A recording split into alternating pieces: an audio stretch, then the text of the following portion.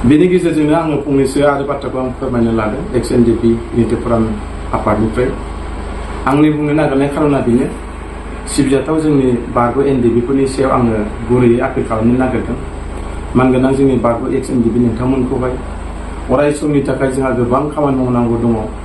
थांनाय 2020 27 जानुवारियाव जिहेतु 2020आव 27 जानुवारियाव जिहेतु बिटारिखौ जालांनाय बे बिटारिखौ जालांनायनि माखासे एमअसफोरनि माखासे क्लजफोरखौ मावफुंनांगौ जायोब्ला जों माखासे इउनिटि फराम XNDP हिसाबै बा बारग' XNDP हिसाबै जोङो मोनसे सरकारनि सायावहाय जोङो एसे एनैबाबो बुंलांबाय थाखाय एसे प्रेसार होलांनांगौनि थाखाय बे क्लजआव लिरनाय खामानिखौ मोजां मोनफुंजोबनांगौनि थाखाय जों XNDPफोरा जों खौसे जायोब्ला इयुनावहाय जोङो साक्सेस जागोन जों बेखौ मिजिंथिदों। खिन्थु बारग' XNDP हिसाबै जुदि जों बिदि लेथेर फेथेर थाबाय थायोब्ला जों जोंनि खामानिखौ दिनैहाय जों मालाबाबो साक्सेस जागोन जों बेखौ नुहुराखै। मानो होनोबा दिनै जोंहा गां बिराद गिदिर समस्या बे समस्यानो जाहैबाय जोंनि मानगोनां फाउन्डार रन्जन दैमारि सारा दिनैसिमबो सेन्ट्रेल जेलावहाय दिनै भुगिनांदों दुखु खस्थ' लानांबाय थादों। बियो लासिं बाथ्राया जोंनिल' नङा, बियो सारा बुहुमाव सारा जाथियानो दिनैहाय सिगनेटरि हिसाबै बे मानो गवाखै बे कुइसना दिनै मोनफ्रोमबो जाथि जनगोष्ठीनि इन्टारेस्टफोरनि आरो बेजों लोगोसे सेन्ट्रेल जेलाव जोंहा दिनै 54 केडार्सफोरा दिनै आरो दंबावो। बेजों आरोबाव आखाइ हाथियार लानानै नांलांनाय दिनै बिर जोहोलाव बिथांमोननोबो जोङो दिनै XCGI हिसाबै 5 लाख थाखाखौ जों मोनफुंजोबनो हायाखै। आरो बेजों लोगोसे जोंहा थांनानै थानाय माखासे रिहेबिलिटेसननि बाथ्रा दिनै बेफोरखौबो जों मोनफुंजोबनो हायाखै। साख्रि बाख्रिनि खोथा जों बेखौ दिनै मावफुंना लानो हायाखै। केसफ्राबो दिनै उदां जानो हायाखै। आउट अफ स्टेट दिनै नेपाल दङ। जोङो गासिबो उदां जायो मानगोनां रन्जन दैमारिनिफ्राय आरम्भ खालामनानै जोङो बिथांमोनखौ जुदि जों खौसे जानांगोन। दा जों खौसे आरो इउनिटि थायोब्लासो जों गासिबो खामानिखौ जों मावनो हागोन आरो जों आसा दङ जों खौसे जाथारनांगोन।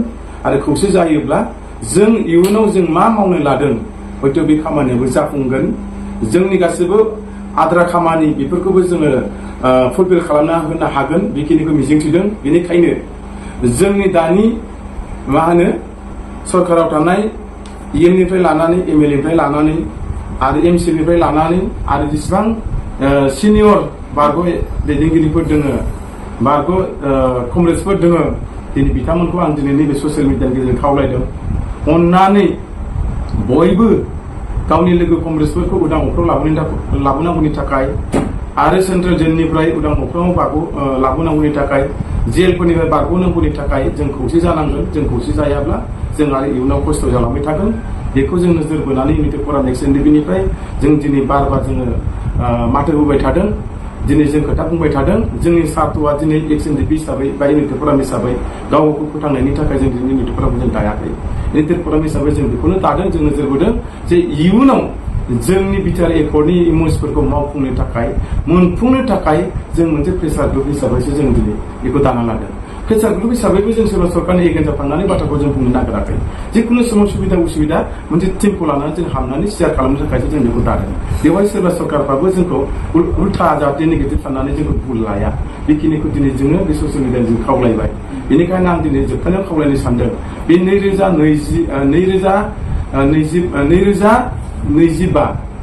2025 गेजेराव बारग' XNDPफ्रा जुदि ज' जानो हायाब्ला बे सना जुदि बारलाङोब्ला आरो जों XNDP हिसाबै बे जायगायाव जों माबोरै थांना थागोन बे मोना बेनिखायनो नैबे 2000नि गेजेराव इउनिटि जानो जोंनि जोङो मोगथां महर मोनहोनो थाखाय जों खौसे जों लिडार गासिबो नांगौथि दं होननानै आं दिनै खावलायबाय। प्लिज अननानै इउनिटि फराम XNDPनिफ्राय आं सासे लोगो आफादगिरि हिसाबै जोंनि गासैबो बारग' XNDPखौ खेबसेनि थाखाय जोङो ज' जिरायनानै जोङो मोजां गाज्रि सावरायनो हागोन नामा बेखौ आङो दिनै बे ससियेल मिडियानि गेजेरजों फोरमायहरनाय थाबाय। Thank you. मोनसे सोंनो बिटिआर गोजोन गोरोबथानि उनावहाय बिसायख'थि जाना थांनायनि उनावहाय बारग' एनडिपिनि दैदेनगिरिफ्राबो दिनै बिटिसि खुंथायाव थानायावहाय 4 MCLAफोर दङ।